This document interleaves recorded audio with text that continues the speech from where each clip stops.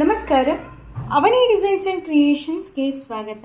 Friends, ನಾವು ಇವತ್ತು ಹಳೆಯ ಟವಲ್ ಹಾಗೂ ಈ ರೀತಿ ಬ್ಲೌಸ್ ಪೀಸನ್ನು ಉಪಯೋಗಿಸ್ಕೊಂಡು ಸೂಪರಾದ ಒಂದು ಕೂತ್ಕೊಳ್ಳೋ ಮ್ಯಾಟನ್ನು ಇವತ್ತು ಮಾಡೋಣ. ಸಖತ್ ಈಸಿಯಾಗಿ ಹೊಲಿಯುವಂತಹ ಒಂದು ಸೂಪರಾದ ಒಂದು ಮ್ಯಾಟನ್ನು ಇವತ್ತು ನಾನು ನಿಮಗೆ ತೋರಿಸ್ಕೊಡ್ತೀನಿ. ಫ್ರೆಂಡ್ಸ್, ನೀವು ಯಾರೆಲ್ಲ ನಮ್ಮ ಚಾನಲಿಗೆ ಸಬ್ಸ್ಕ್ರೈಬ್ ಆಗಲಿ, ನೀವು ಸಬ್ಸ್ಕ್ರೈಬ್ ಮಾಡಿ, ಪಕ್ಕದಲ್ಲಿರೋ ಬೆಲ್ ಐಕಾನ್ನ ಪ್ರೆಸ್ ಮಾಡಿ.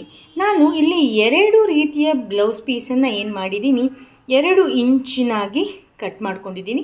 ಹೀಗೆ ಉದ್ದುದ್ದಕ್ಕೆ ಎಷ್ಟೆಷ್ಟು ಉದ್ದ ಇದೆಯೋ ಬ್ಲೌಸ್ ಪೀಸು ಅಷ್ಟು ಉದ್ದಕ್ಕೂ ಕೂಡ ಕಟ್ ಮಾಡಿ ರೆಡಿ ಇಟ್ಕೊಂಡಿದ್ದೀನಿ. ಎರಡನ್ನೂ ಕೂಡ 2 ಇಂಚಿನ ಹಾಗೆ ಕಟ್ ಮಾಡಿ ಇಟ್ಕೊಂಡಿದ್ದೀನಿ.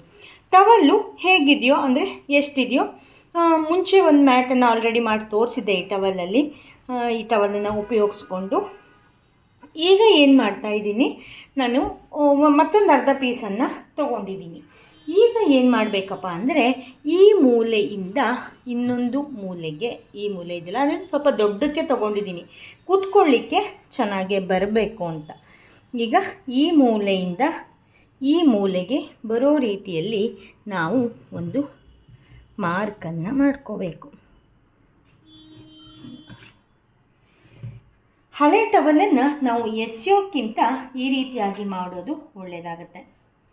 ನಮ್ಮ ಚಾನಲಲ್ಲಿ ನಾನು ಆಲ್ರೆಡಿ ತುಂಬ ರೀತಿಯಾದ ಮ್ಯಾಟ್ಗಳನ್ನು ಮಾಡಿ ತೋರಿಸಿದ್ದೀನಿ.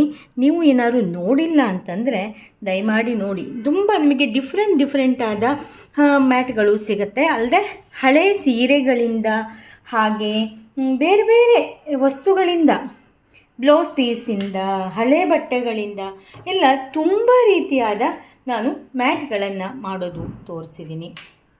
ಈಗ ನೋಡಿ, ನಾನು ಈ ಕಡೆಯೂ ಮತ್ತು ಈ ಕಡೆಯೂ 2 ಕಡೆಯೂ ಕೂಡ ಕ್ರಾಸ್ ಮಾಡಿ ಒಂದು ಮಾರ್ಕನ್ನು ಹಾಕ್ಕೊಂಡಿದ್ದೀನಿ. ಈಗ ಏನು ಮಾಡಬೇಕಪ್ಪ ಅಂದರೆ, ನಾವಿಲ್ಲಿ ಸ್ಟಿಚ್ಚನ್ನು ಮಾಡಬೇಕು. ಹೇಗೆ ಸ್ಟಿಚ್ ಮಾಡೋದು ಹೇಗೆ, ನಾನು ಇದೇ ರೀತಿಯಾದ ಒಂದು ಸ್ವಲ್ಪ ಡಿಫ್ರೆಂಟ್ ಆಗಿರೋ ಮ್ಯಾಟನ್ನು ನಿಮಗೆ ತೋರಿಸಿದ್ದೆ ನೋಡಿ. ಆ ಮ್ಯಾಟು ಇದೇನೆ. ಈ ಮ್ಯಾಟನ್ನು ನೀವು ನೋಡ್ಕೊಂಡ್ಬಂದಿಲ್ಲ ಅಂದರೆ ನೋಡ್ಕೊಳ್ಳಿ. ತುಂಬ ಬ್ಲೌಸ್ ಪೀಸನ್ನು, ಬರದೇ ಇರೋ ಬ್ಲೌಸ್ ಪೀಸನ್ನು ಸುಮ್ಮನೆ ವಾರ್ಡ್ರೋಬ್ ತುಂಬಿಡೋಕ್ಕಿಂತ ಕೂತ್ಕೊಳ್ಳಿಕ್ಕೆ ಸೂಪರಾದ ಒಂದು ಮ್ಯಾಟು ರೆಡಿ ಆಗುತ್ತೆ ಅಂತ. ಹೌದಾ? ಇವತ್ತು ಅದೇ ಟವಲಿನ ಮತ್ತೊಂದು ಅರ್ಧ ಭಾಗದಲ್ಲಿ ಮಾಡ್ತಿರೋದು. ಆ ರೀತಿ ಡಿಸೈನ್ ಮಾಡ್ತಾ ಇಲ್ಲ, ಇಲ್ಲಿ ಸ್ವಲ್ಪ ಡಿಫ್ರೆಂಟಾಗಿ ಮಾಡೋಣ. ಈಗ ಏನು ಮಾಡಬೇಕಪ್ಪ ಅಂತಂದರೆ, ಫಸ್ಟು ಈ ಮೂಲೆಯಿಂದ ಈ ಮೂಲೆಗೆ ನಾವು ಸ್ಟಿಚ್ಚನ್ನು ಮಾಡ್ಕೋಬೇಕು. ಯಾವ ರೀತಿ? ಹೀಗೆ ಇಟ್ಟು ಹೀಗೆ ಇಲ್ಲಿಂದ ಇಲ್ಲಿವರೆಗೆ ನಾವು ಸ್ಟಿಚ್ಚನ್ನು ಮಾಡ್ಕೊಂಬರ್ತೀನಿ. ಆಮೇಲೆ ಏನು ಮಾಡಬೇಕು ಅಂತ ಹೇಳ್ತೀನಿ. ನೋಡಿ, ಹೀಗೆ ಉದ್ದಕ್ಕೆ ಒಂದು ಸ್ಟಿಚ್ಚನ್ನು ಹಾಕ್ಕೊಂಡು ಬಂದಿದ್ದೀನಿ.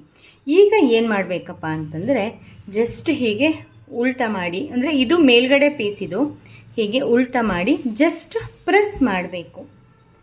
ಪ್ರೆಸ್ ಮಾಡಿ ಈಗ ಏನು ಮಾಡಬೇಕು, ಇಲ್ಲೊಂದು ಸ್ಟಿಚ್ಚನ್ನು ಹಾಕ್ಕೊಬೇಕು. ಆವಾಗ ನೆಕ್ಸ್ಟ್ ಪೀಸ್ ನಮಗೆ ಹೊಲಿಬೇಕಾದ್ರೆ ಈಸಿಯಾಗಿ ಬರುತ್ತೆ ಅಂತ. ಎಲ್ಲೂ ಕೂಡ ಇಲ್ಲಿ ಹೀಗೆ ಫೋಲ್ಡ್ ಆದ ರೀತಿಯೆಲ್ಲ ಬರೋದಿಲ್ಲ. ಅದಕ್ಕಾಗಿ ನಾವು ಇಲ್ಲೊಂದು ಸ್ಟಿಚ್ಚನ್ನು ಹಾಕ್ಕೊಬೇಕು. ಫ್ರೆಂಡ್ಸ್, ನೀವು ಯಾರೆಲ್ಲ ನಮ್ಮ ಚಾನಲ್ನ ಸಬ್ಸ್ಕ್ರೈಬ್ ಮಾಡಿಲ್ಲ ಅಂತ ಪ್ಲೀಸ್ ಸಬ್ಸ್ಕ್ರೈಬ್ ಮಾಡಿ. ಹಾಗೆ ನಮ್ಮ ಫೇಸ್ಬುಕ್ ಪೇಜನ್ನು ಕೂಡ ಫಾಲೋ ಮಾಡಲಿಕ್ಕೆ ಮರಿಬೇಡಿ. ಬನ್ನಿ, ಇಲ್ಲಿ ಒಂದು ಸ್ಟಿಚ್ಚನ್ನು ಹಾಕ್ಕೊತೀನಿ. ಆಮೇಲೆ ಏನು ಮಾಡೋದು ಅಂತ ಹೇಳ್ತೀನಿ. ನೋಡಿ, ಇಲ್ಲೊಂದು ಸ್ಟಿಚ್ಚನ್ನು ಹಾಕ್ಕೊಂಡಿದ್ದೀನಿ. ಆವಾಗ ನೋಡಿ, ಹೀಗೆ ಫೋಲ್ಡ್ ಮಾಡೋದ್ರ ತನಕ ಇಲ್ಲೊಂದಿಷ್ಟು ಎಕ್ಸ್ಟ್ರಾ ಬಟ್ಟೆ, ಈ ಕಡೆಯೂ ಕೂಡ ಒಂದಿಷ್ಟು ಎಕ್ಸ್ಟ್ರಾ ಬಟ್ಟೆ ಬರುತ್ತೆ. ಅದನ್ನೆಲ್ಲ ತಲೆ ಕೆಡಿಸ್ಕೊಳ್ಳೋಕೆ ಹೋಗ್ಬಿಡಿ. ಲಾಸ್ಟಲ್ಲಿ ನಾವು ಟ್ರಿಮ್ ಮಾಡ್ಕೊಳ್ಳಿಕ್ಕೆ ಬರುತ್ತೆ. ಈಗ ನೆಕ್ಸ್ಟ್ ಏನು ಮಾಡಬೇಕು, ಮತ್ತು ನಾನೀಗ ಆರೆಂಜ್ ಕಲರ್ ಬಟ್ಟೆ ಇದೆಯಲ್ಲ ಅದನ್ನು ತೊಗೊತಾ ಇದ್ದೀನಿ. ಅದನ್ನು ಹೀಗೆ ಉಲ್ಟಾ ಇಟ್ಟು ಇಲ್ಲಿಂದ ಈಗ ನಾವು ಈ ಸ್ಟಿಚ್ ಏನು ಹಾಕಿದ್ದೀವಲ್ಲ ಅದರ ಮೇಲೆ ಬರೋ ರೀತಿಯಲ್ಲಿ ಹೀಗೆ ಇಟ್ಟು ಇಲ್ಲೊಂದು ಹೀಗೆ ಸ್ಟಿಚ್ಚನ್ನು ಹಾಕ್ಕೋಬೇಕು. ಆ ನಂತರ ಏನು ಮಾಡಬೇಕು, ಅದನ್ನು ಕೂಡ ಹೀಗೆ ಫೋಲ್ಡ್ ಮಾಡಿ, ಬೇಕಾದರೆ ಇಲ್ಲಿ ಮೇಲ್ಗಡೆ ಒಂದು ಸ್ಟಿಚ್ಚನ್ನು ಹಾಕ್ಕೊಬೋದು. ನಾನೇನಿಲ್ಲಿ ಹಾಕ್ಕೊಂಡಿಲ್ಲ, ಬೇಕಾದರೆ ಹಾಕ್ಕೋಬೋದು. ಹೀಗೆ ಮಾಡಿ ಇಲ್ಲೊಂದು ಸ್ಟಿಚ್ಚನ್ನು ಹಾಕ್ಕೋಬೇಕು. ಇಲ್ಲೊಂದು ಸ್ಟಿಚ್ ಹಾಕಿ ಆದಮೇಲೆ ನೆಕ್ಸ್ಟ್ ಏನು ಮಾಡಬೇಕು, ನೆಕ್ಸ್ಟು ಈ ಬಟ್ಟೆಯನ್ನು ಹೀಗೆ ಇಟ್ಟು ಉಲ್ಟಾ ಇಟ್ಟು ಸ್ಟಿಚ್ ಮಾಡ್ಕೊಬೇಕು. ಹೀಗೆ ಟರ್ನ್ ಮಾಡಬೇಕು. ಹಾಗೆ ಒಂದೊಂದು ಕಲ್ಲರನ್ನು ನಾನು ಇಲ್ಲಿ ತುದಿಯವರೆಗೂ ಒಂದು ಸೈಡ್ ಮಾತ್ರ ಹೊಲ್ಕೊಂಡು ತೊಗೊಂಬರ್ತೀನಿ. ಈ ಕಡೆ ಸೈಡ್ ಏನು ಮಾಡಬೇಕು ಅಂತ ನಾನು ನಿಮಗೆ ಹೇಳ್ತೀನಿ. ಫಸ್ಟು ಇದಿಷ್ಟು ಮುಗಿಸ್ಕೊಂಡು ತೊಗೊಂಡು ಬಂದುಬಿಡ್ತೀನಿ. ನೋಡಿ, ಅರ್ಧ ಸೈಡಷ್ಟು ಹೀಗೆ ಸ್ಟಿಚ್ ಆಯಿತು. ಇಲ್ಲಿಟ್ಟರೆ ಪೂರ್ತಿ ಕಾಣಿಸುತ್ತೆ. ಹೌದಾ, ಎಷ್ಟು ಚೆನ್ನಾಗೇ ಕಾಣಿಸ್ತಿದೆ. ಈಗ ಇಲ್ಲೆಲ್ಲ ಟ್ರಿಮ್ ಮಾಡ್ಕೊಳ್ಳೋಣ. ಇಲ್ಲಿ ಜಸ್ಟ್ ನಾನು ನೆಕ್ಸ್ಟ್ ಪೀಸಿಗಾಗಿ ಕಟ್ ಮಾಡಿಕೊಂಡೆ ಅಷ್ಟೇ. ಈ ಕಡೆ ಕೊನೆಯಲ್ಲಿ ಕಟ್ ಮಾಡೋಣ. ಈಗ ಈ ಕಡೆ ಏನು ಮಾಡಬೇಕಪ್ಪ ಅಂತ ನೋಡೋಣ. ಫಸ್ಟ್ ಏನು ಮಾಡೋಣ, ನಾನೀಗ ಆರೆಂಜ್ ಕಲರ್ ಬಟ್ಟೆಯನ್ನು ತೊಗೊಂಡಿದ್ದೀನಿ. ಅದನ್ನು ಹೀಗೆ ಇಟ್ಕೊಂಡು ಈ ಬಟ್ಟೆಯ ಮೇಲೆ ಬರೋ ರೀತಿಯಲ್ಲಿ ನಾನು ಹೀಗೆ ಸ್ಟಿಚ್ ಮಾಡ್ಕೊತೀನಿ. ಸ್ಟಿಚ್ ಮಾಡಿಕೊಂಡು ಇದನ್ನು ಹೀಗೆ ಮಾಡಿ ಸ್ಟಿಚ್ ಮಾಡಬೇಡಿ. ಈಗ ಯಾವಾಗ ಮಾಡಬೇಕು ಅನ್ನೋದನ್ನು ಹೇಳ್ತೀನಿ. ಫಸ್ಟು ಹೀಗೆ ಉದ್ದಕ್ಕೆ ಸ್ಟಿಚ್ ಮಾಡಿಕೊಂಡು ತೊಗೊಂಡು ಬರ್ತೀನಿ. ಆಮೇಲೆ ಏನು ಮಾಡೋದು ಅಂತ ಹೇಳ್ತೀನಿ. ನೋಡಿ, ಹೀಗೆ ಒಂದು ಸ್ಟಿಚ್ಚನ್ನು ಮಾಡ್ಕೊಂಡಿದ್ದೀನಿ. ನೆಕ್ಸ್ಟ್ ಏನು ಮಾಡಬೇಕು ಅಂತ ಹೇಳ್ತೀನಿ. ಇದು ಹೀಗೆ ಇರಲಿ. ಈಗ ಏನು ಮಾಡಬೇಕು, ನಾನು ಗ್ರೀನ್ ಕಲರ್ ಬಟ್ಟೆಯನ್ನು ತೊಗೋತಾ ಇದ್ದೀನಿ. ಈಗ ತೊಗೊಂಡು ಏನು ಮಾಡಬೇಕಪ್ಪ ಅಂತ ಅಂದರೆ, ಈಗ ಇಲ್ಲಿ ಮಧ್ಯ ಇದೆಯಲ್ಲ, ಇಲ್ಲಿಂದ ಏನಿದೆಯಲ್ಲ ಅಲ್ಲಿಂದ ಹೀಗೆ ಉದ್ದಕ್ಕೆ ಸ್ಟಿಚ್ ಮಾಡಬೇಕು. ಆನಂತರ ಹೀಗೆ ಟರ್ನ್ ಮಾಡಿ ಇಲ್ಲಿ ಮೇಲ್ಗಡೆ ಒಂದು ಸ್ಟಿಚ್ಚು, ಈ ಕಡೆ ಒಂದು ಸ್ಟಿಚ್ಚನ್ನು ಹಾಕ್ಕೋಬೇಕು.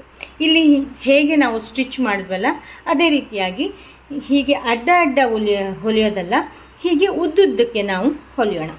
ನೋಡಿ, ನಾನೀಗ ಇಲ್ಲೂ ಕೂಡ ಹಿಂಗೆ ಮೇಲ್ಗಡೆ ಒಂದು ಸ್ಟಿಚ್ಚನ್ನು ಹಾಕ್ಕೊಂಡಲ್ಲ, ಒಳ್ಳೆ ಸ್ಟಿಫಾಗಿ ಬಂದಿದೆ. ಈಗ ನಾವು ಏನು ಮಾಡೋಣ, ಇಲ್ಲಿ ಲೈನ್ ಇದೆಯಲ್ಲ, ಈ ಲೈನಿಗೆ ಯಾವ ಕಲರಾದ್ರೂ ತೊಗೊಬೋದು. ನಾನು ಫಸ್ಟು ಗ್ರೀನನ್ನೇ ತೊಗೊತಾ ಇದ್ದೀನಿ. ತೊಗೊಂಡು ಹೀಗೆ ಸ್ಟಿಚ್ ಮಾಡ್ಕೊತೀನಿ.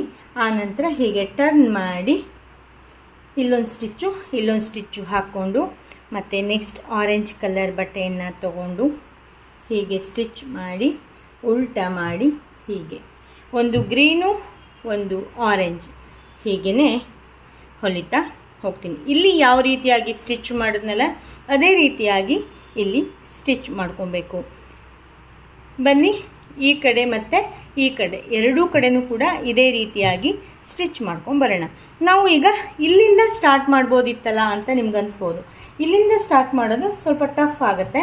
ಸೊ ನಾವಿಲ್ಲಿ ಮಿಡ್ಲ್ ಪಾಯಿಂಟನ್ನು ಹೀಗೆ ತೊಗೊಂಡು ಹೀಗೆ ಟರ್ನ್ ಮಾಡ್ಕೊತೀವಲ್ಲ, ಆ ನಂತರ ಈ ಕಡೆನೂ ಕೂಡ ಇದೇ ರೀತಿಯಾಗಿ ಈ ಕಡೆನೂ ಕೂಡ ಸ್ಟಿಚ್ ಮಾಡಿಕೊಂಡು ಹೋಗೋಣ ಅಷ್ಟೇ. ಬನ್ನಿ, ಸ್ಟಿಚ್ ಮಾಡಿಕೊಂಡು ತೊಗೊಂಡು ಬರ್ತೀನಿ.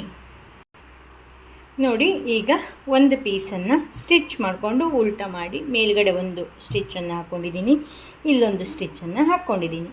ಈಗ ನಾವು ಈ ಪೀಸನ್ನು ಹೀಗೆ ಉಲ್ಟಾ ಇಟ್ಟು ಹೀಗೆ ಸ್ಟಿಚ್ ಮಾಡ್ಕೊಬೇಕು. ಸೇಮು ಈ ಮೆಥಡನ್ನೇ ಇಲ್ಲಿ ಕಾಪಿ ಮಾಡ್ತಾ ಇದ್ದೀನಿ. ಒಂದು ಪೀಸು ಸ್ಟಿಚ್ ಆದ ತಕ್ಷಣ ತೋರಿಸೋಣ ಅಂದ್ಕೊಂಡು ತೋರಿಸ್ತಾ ಇದ್ದೀನಿ.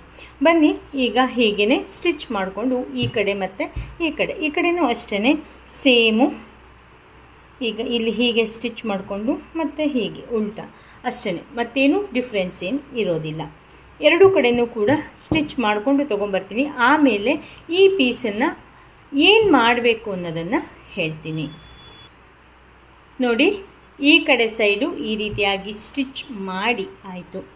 ಈಗ ಏನು ಮಾಡಬೇಕಪ್ಪ ಅಂತ ಅಂದರೆ, ಇದನ್ನು ಹೀಗೆ ಇಲ್ಲೊಂದು ಪೀಸ್ ಇಟ್ಕೊಂಡಿದ್ವಲ್ಲ ಆ ಪೀಸನ್ನು ಇಲ್ಲಿ ಮೇಲ್ಗಡೆ ಒಂದು ಸ್ಟಿಚ್ಚನ್ನು ಹಾಕ್ಕೊಬೇಕು ಫಸ್ಟು. ಆ ನಂತರ ಏನು ಮಾಡಬೇಕು, ಹೀಗೆ ಫೋಲ್ಡ್ ಮಾಡಿ ಉದ್ದಕ್ಕೂ ಕೂಡ ಸ್ಟಿಚ್ ಮಾಡಬೇಕು. ಆವಾಗ ನಮಗೆ ಎಲ್ಲಿ ಕೂಡ ಆಡಾಗಿ ಅನಿಸೋದಿಲ್ಲ. ಇಲ್ಲೊಂದು ಸ್ಟಿಚ್ಚನ್ನು ಹಾಕ್ಕೊಂಡು ಇಲ್ಲಿ ಫೋಲ್ಡ್ ಮಾಡಿಕೊಂಡು ಸ್ಟಿಚ್ ಮಾಡಿಕೊಂಡು ತೊಗೊಂಡು ಬರ್ತೀನಿ. ನೋಡಿ, ಎಷ್ಟು ಚೆನ್ನಾಗಿ ಕಾಣಿಸ್ತಾ ಇದೆ ಅಲ್ವಾ? ಈಗ ಇಲ್ಲಿ ಏನು ಎಕ್ಸ್ಟ್ರಾ ಇದೆಯಲ್ಲ ಅದನ್ನು ನಾವು ಕಟ್ ಮಾಡ್ಕೊಬೇಕು. ಆ ನಂತರ ನಾವು ಇಲ್ಲೇನು ಮಾಡಬೇಕು, ಪೈಪಿಂಗನ್ನು ಕೊಡಬೇಕು. ನಾನು ಅದಕ್ಕೆ ಗ್ರೀನ್ ಬಟ್ಟೆಯನ್ನೇ ತೊಗೊಂಡಿದ್ದೀನಿ. ಇಲ್ಲಿಂದ ಸ್ಟಾರ್ಟ್ ಮಾಡಿ ಫಸ್ಟಿಗೆ ಏನು ಮಾಡಬೇಕು, ಇಲ್ಲಿ ಹೀಗೆ ಒಳಗಡೆ ಹಾಕ್ಕೊಂಡು ಫಸ್ಟು ಸುತ್ತಲೂ ಹೀಗೆ ಸ್ಟಿಚ್ ಮಾಡ್ಕೊಬೇಕು. ಆನಂತರ ಹೀಗೆ ಮಾಡಿ ಇಲ್ಲಿ ಮೇಲ್ಗಡೆ ಒಂದು ಸ್ಟಿಚ್ಚನ್ನು ಹಾಕ್ಕೊಬೇಕು. ಆವಾಗ ಅದು ನೀಟಾಗಿ ಕಾಣಿಸುತ್ತೆ. ನಾನು ಪೈಪಿಂಗ್ ಮಾಡೋದು ಹಿಂದಿನ ವಿಡಿಯೋದಲ್ಲೆಲ್ಲ ತೋರಿಸಿದ್ದೀನಿ, ಸೊ ಮತ್ತೆ ತೋರಿಸಲ್ಲ. ಈ ರೀತಿಯಾಗಿ ಪೂರ್ತಿಯಾಗಿ ಟ್ರಿಮ್ ಮಾಡಿಕೊಂಡು ಸ್ಟಿಚ್ ಮಾಡಿಕೊಂಡು ತೊಗೊಂಡು ಬರ್ತೀನಿ. ನೋಡಿ ನಾನು ಇಲ್ಲಿ ಸುತ್ತಲೂ ಕೂಡ ಪೈಪಿಂಗನ್ನು ಕೊಟ್ಕೊಂಡು ತೊಗೊಂಬಂದಿದ್ದೀನಿ. ಎಷ್ಟು ಚೆನ್ನಾಗಿ ಕಾಣಿಸ್ತಾ ಇದೆಲ್ಲ, ಡಿಫ್ರೆಂಟಾಗಿ ಇದೆ. ನಿಮಗೆ ಈ ವಿಡಿಯೋ ಇಷ್ಟ ಆಯಿತು ಅಂತ ಅಂದ್ಕೊತೀನಿ. ಇಷ್ಟ ಆದರೆ ಲೈಕ್ ಮಾಡಿ, ಶೇರ್ ಮಾಡಿ, ಕಾಮೆಂಟ್ ಮಾಡಿ. ಹಾಗೆ ನೀವಿನ್ನೂ ನಮ್ಮ ಚಾನಲ್ನ ಸಬ್ಸ್ಕ್ರೈಬ್ ಮಾಡದೇ ಇದ್ದರೆ ಸಬ್ಸ್ಕ್ರೈಬ್ ಮಾಡಿ. ನೋಡಿ ಫ್ರೆಂಡ್ಸ್, ವೇಸ್ಟ್ ಅಂತ ಎಸೆಯೋ ಬದಲು, ಸುಮ್ಮನೆ ವಾರ್ಡ್ರೋಬನ್ನು ತುಂಬಿಸಿಡೋ ಬದಲು ಈ ರೀತಿಯಾಗಿ ಏನಾದರೂ ಒಂದು ಐಟಮನ್ನು ಮಾಡ್ಕೊಳ್ಳಿ ಅಂತ ಹೇಳ್ತಾ ಇವತ್ತಿನ ವಿಡಿಯೋನ ಇಲ್ಲಿಗೆ ಮುಗಿಸ್ತೀನಿ. ನೆಕ್ಸ್ಟ್ ಅಪ್ಡೇಟಲ್ಲಿ ಹೊಸ ವಿಡಿಯೋದೊಂದಿಗೆ ಮತ್ತೆ ಸಿಗ್ತೀನಿ. ಅಲ್ಲಿವರೆಗೂ ಕೂಡ thank you, bye, take care, ಶುಭ ದಿನ. ವಿಡಿಯೋ ನೋಡಿದ್ದಕ್ಕಾಗಿ ಧನ್ಯವಾದಗಳು. ನೆಕ್ಸ್ಟ್ ಅಪ್ಡೇಟಿಗಾಗಿ ಕಾಯ್ತಾ ಇರಿ. Thank you, bye, take care, ಶುಭ ದಿನ.